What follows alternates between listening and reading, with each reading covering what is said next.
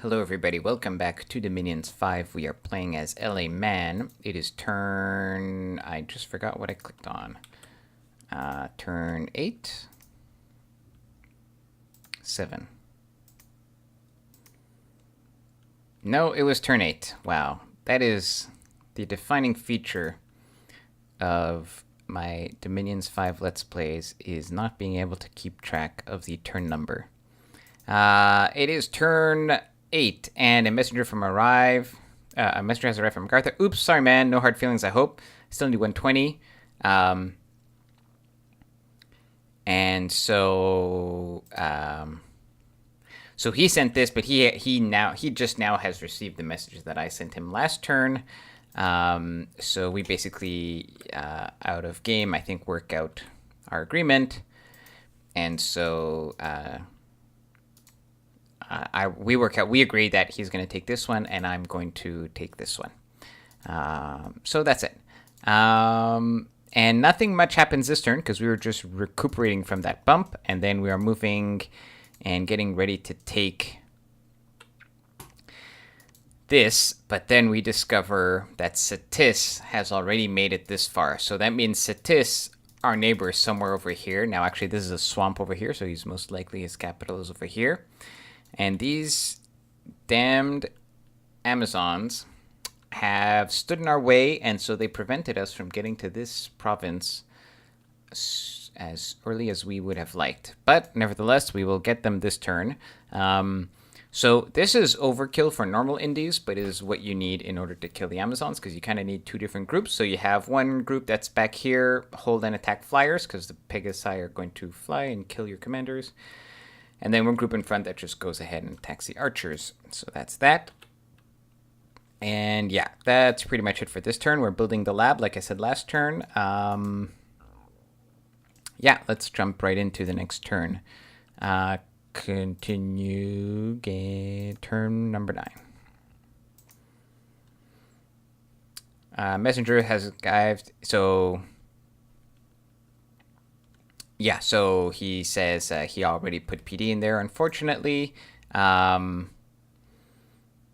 then he says he'll move, like he's telling me when he'll move out. So that's okay. And then he takes the province back as we had agreed. Now, this is a bit cheeky on his part. Like, he's basically keeping his for like one extra turn, but whatever. All right, let's look at this battle. So... That's like a lot of Pegasus riders. Fortunately, very fortunately, that many did not come here. Because you see, even though my guys were like, oh, hold back here and attack flyers, actually this position, the scripting was very bad because they could have just landed here and just killed all my commanders. So instead, they all land on top of my forward group of Unicav. And... by the way, these guys have a lance, which gets a charge on the first, attack and all that. But we only lose one guy to the initial charge. Later we lose another. Yeah, so we do take some casualties. But so we lose 3, and that was because they all charged just a small forward group. But honestly, it was better that they do that than that they charge the back group, because we probably would have lost if they charged the back group. So a little poor scripting on my part, but it worked out fine. And then we bump Satis. So Satis is expanding with these elite warriors, which are slaves with terrible... they normally have terrible morale, but he's got a taskmaster, so they have decent morale. And they're just kind of very expendable, but actually they have like a trident that does a lot of damage, so they're actually very good troops. Then he's got, I think this is just what he started with, these crappy light infantry and city guards. And yeah, this taskmaster, and his prophet is here, so we can see his blesses, nothing. So I don't know, I mean, he's got earth 4, I guess. I don't know what else he has. So probably some kind of scales build. And this is the remains of my formation. But it turns out Unicav are really good, and 3 of them can take on that squad, and then the rest of them take on this squad, and yeah, so we just kill all his troops, because his troops are crap. We lose 2, but we kill his whole like all of his troops. So that is a good bump for us. So we took a bit of a beating, but we get this province, which is small consolation, but hey, we'll take it. And now he also independently, I think, expanded. He must have expanded here and then expanded like this. And so he has taken this province to our north. So I don't know if you're noticing a problem here, but we are getting hemmed in very quickly. We have East, who's already spread to land over here. Scalaria is down here. And now we're seeing Pangaea on this side of the water, right? We are going to finish taking our cap circle next turn by combining these, kind of the same idea, combining all of our heavy calf together for these tougher provinces. The turn right after that, we are going to take this province back. But my delay here means that I have been blocked from expanding further south. I could have taken this province had it not been for this bump with Agartha. Had it not been for the weird way in which that bump was resolved. Because if you remember, the report said that we won, and then we didn't win. So that's awful. But what can you do? So one of my monks that came here is building a palisade and a temple right away. We are upgrading this to a fortress. We are starting to recruit our researchers there. And all we could afford was a cheap researcher here. And already, look, we can recruit a lot more knights. So that is a good thing. No mercs for us. We can't afford them. And we sent a message back to Agartha. No, right click. And I'm just talking about my neighbors, and then to Mrs. And I'm telling him, sorry about the bump, but it was my cap circle, so tough luck. I would have taken it anyways. All right, that's it for turn 9. Let's take a look at turn 10.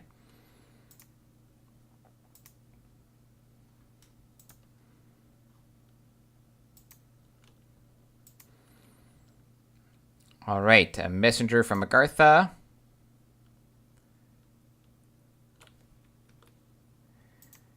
And Satis just says hello. We have finished construction 2. Let's look at these battles. Oh, this is us taking these Amazons. Again, these are really beefy Amazon provinces. However, I forgot if I gave them specific instructions to attack cavalry, but my cavalry is way better than this cavalry, so we still win. These kobolds are really scary.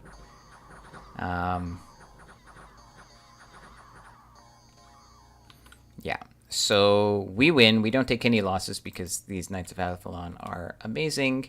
But a lesser army would have been, could easily be killed by these cavalry.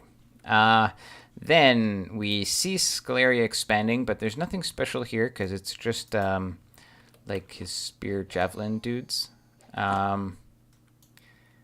And I think the bless was not, like, these are his secrets, but I don't think he didn't bless himself. So we don't, yeah, there's no bless here, so nothing to see.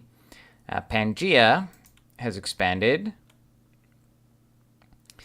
with a epic pile of centaurs. So this tells me a few things. So first of all,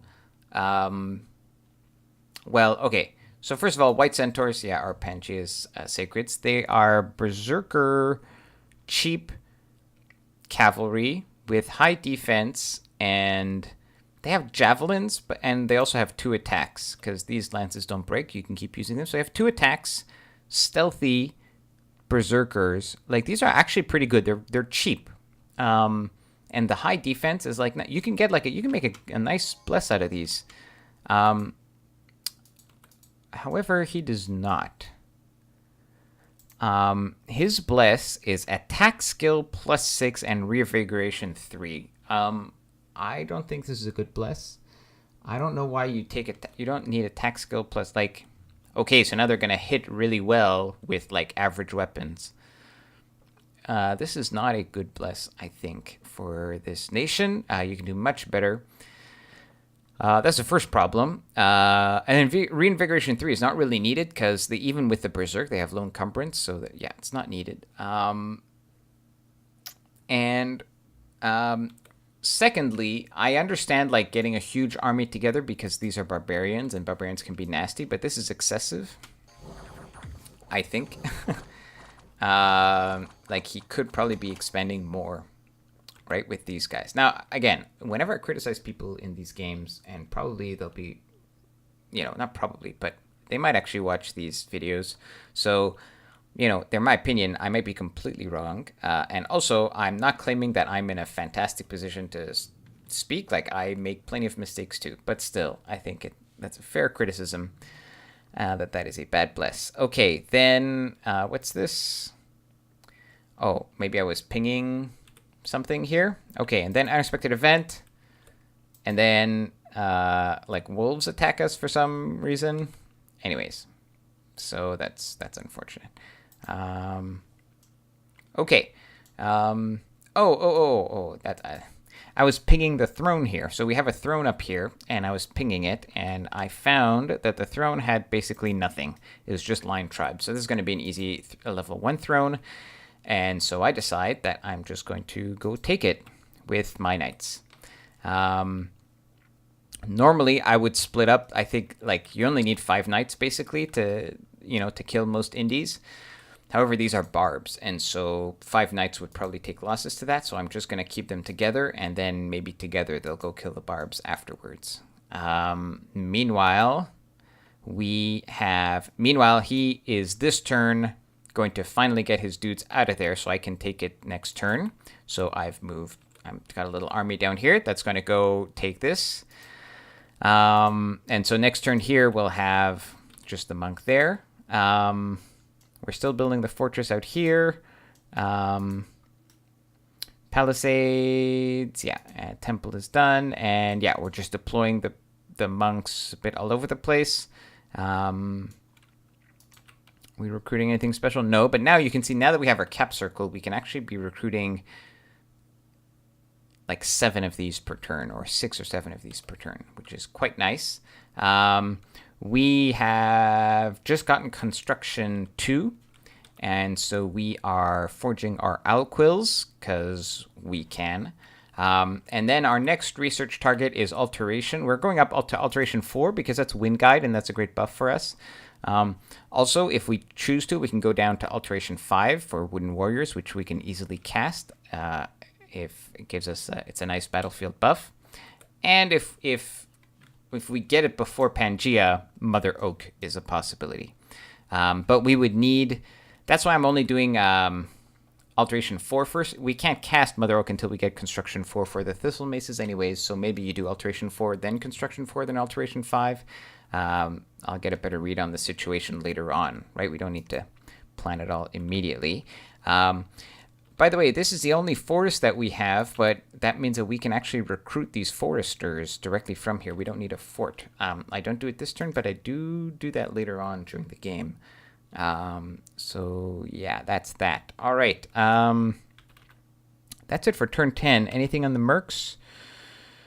I don't think I hire any more mercs. Maybe I should have to try to get some of these lands earlier. I don't think I hire any right now. Let's go to the next turn, which I believe is turn 11.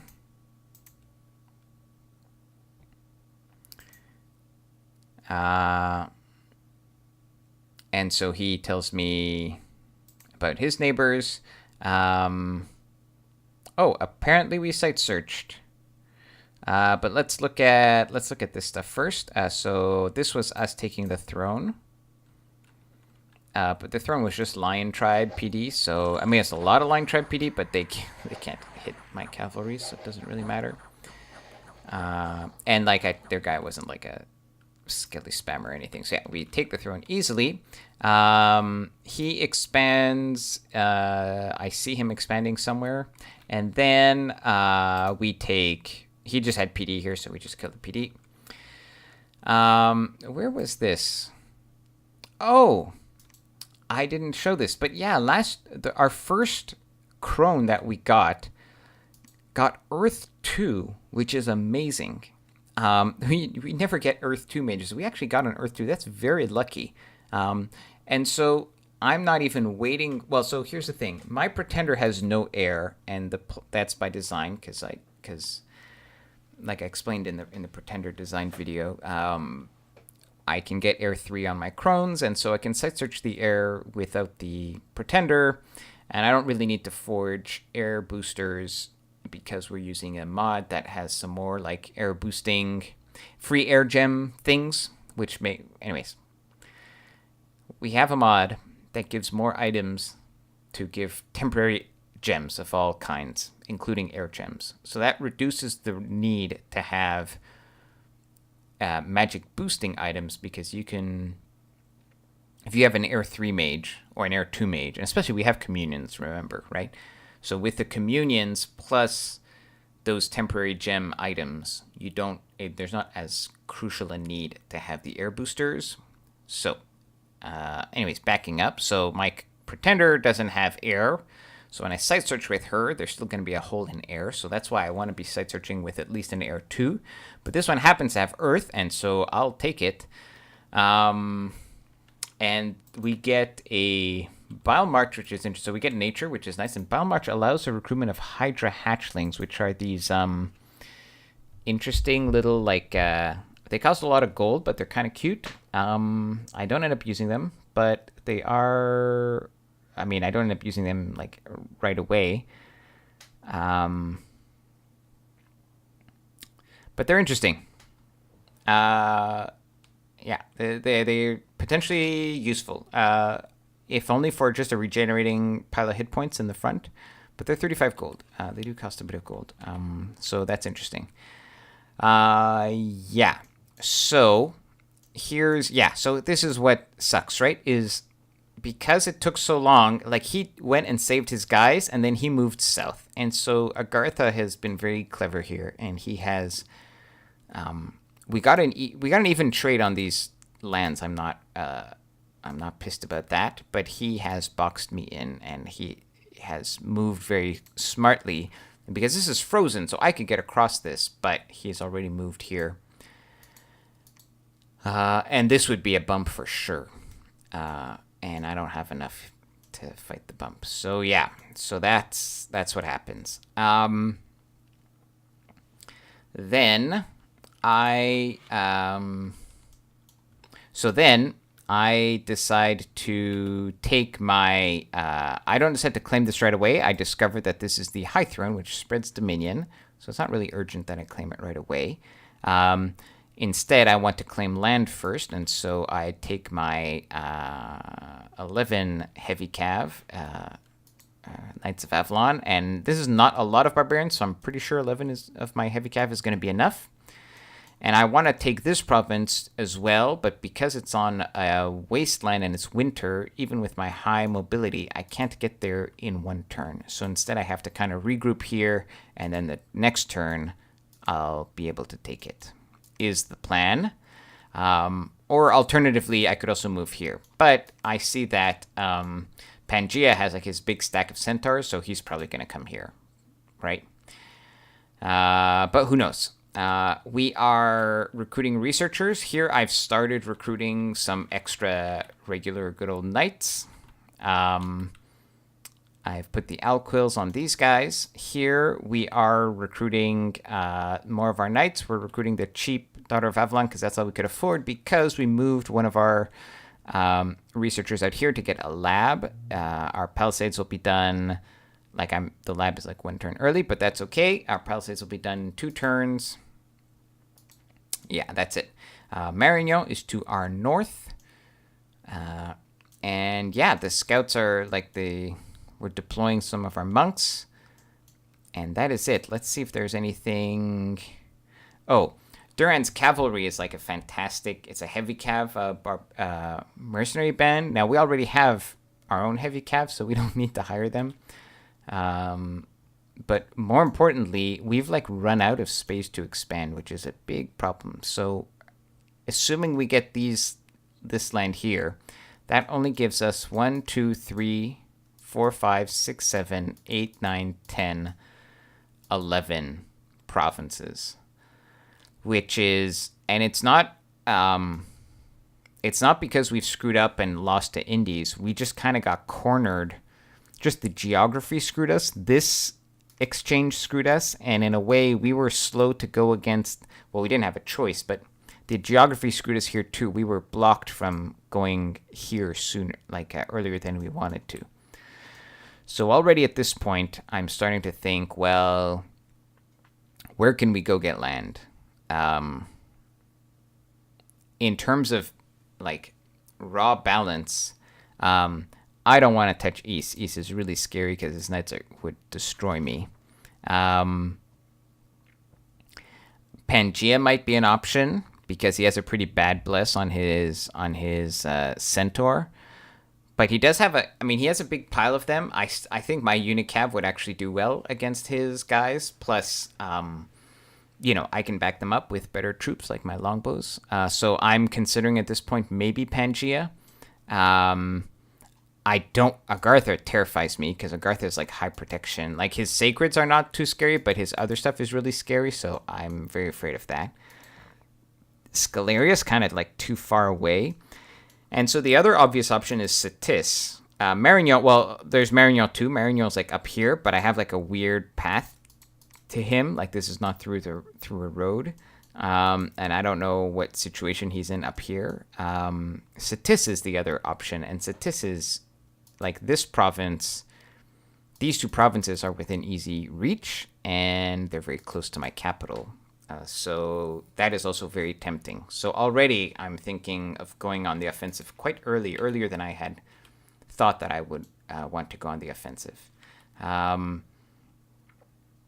so because of that, I switch up my tech and I want to go grab Conjuration 3 first. And Conjuration 3 is for two things. The first thing is so that you can get cheap air elementals if you need to be fighting a war early. And the second is because we can do... so one of the key features of man is... Or one of the often used strategies of man, let me put it this way. We don't have very good chaff because our infantry is really bad. And the knights are very good, but they're not really chaff. They're a little expensive to just fill the front line with units. But we have nature income, and so what a lot of people do is you forge a couple of ivy crowns. Let me just show them to you. And these increase the effectiveness of Awakened Vinemen and Awakened Vine Ogres. And so here, if we look at Conjuration 3, we have Awakened Vinemen. For one nature gem, you're going to get a bunch of Vinemen instead of just... so normally you get 3, but with the Vine, I think you get 5, I forget. And then if you go to Conjuration 4, Vine Ogres, you get an extra one. And so you get 3 instead of 2. And these are just even bigger versions. And these are actually, they're really good... chaff. They're pretty cheap. We have the nature gems. And so I redirect my tech to get Conjuration 3. We'll finish Alteration 1. Then we get Conjuration 3 first because I suspect that I'm going to go to war soon. So on that ominous note, let's end the episode here. Thank you all for watching, and I'll see you guys next turn. Take care.